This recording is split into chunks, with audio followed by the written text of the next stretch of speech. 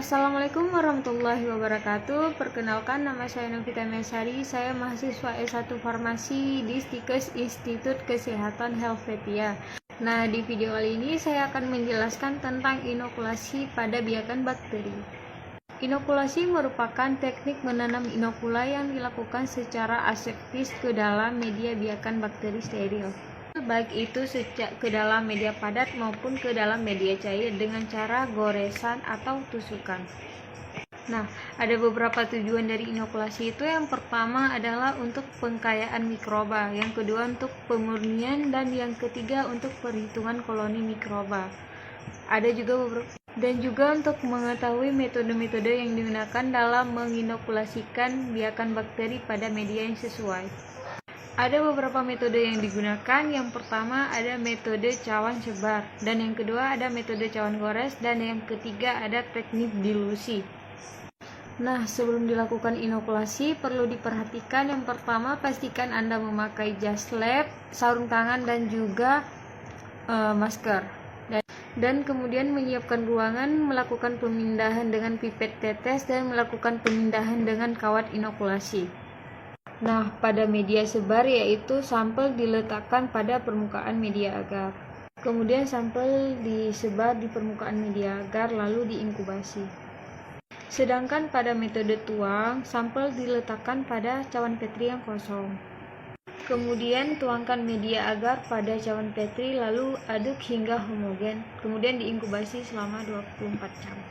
Nah, ada juga beberapa teknik dalam metode goresan, yaitu ada yang pertama ada goresan T, yang kedua goresan kuadran, dan yang ketiga ada goresan radian, dan yang keempat ada goresan sinambung.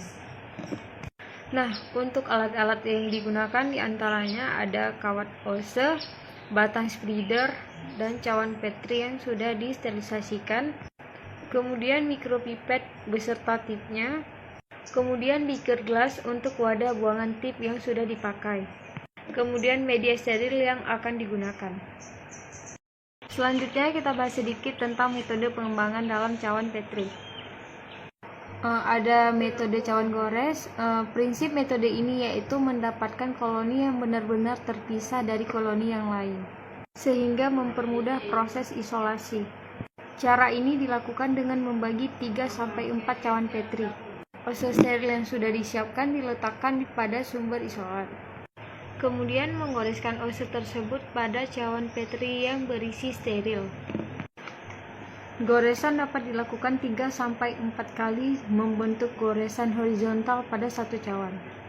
Dan ose disterilkan lagi dengan api Bunsen. Dan setelah dikeringkan, ose tersebut digunakan lagi untuk menggores goresan pada sisi cawan yang kedua. Langkah ini dilakukan hingga keempat sisi cawan tergores. Dan kemudian yang kedua ada metode cawan sebar. Teknik metode cawan sebar adalah teknik yang menumbuhkan mikroorganisme pada media agar dengan cara menuangkan stok kultur bakteri atau menghapuskannya di atas media agar yang telah memadat.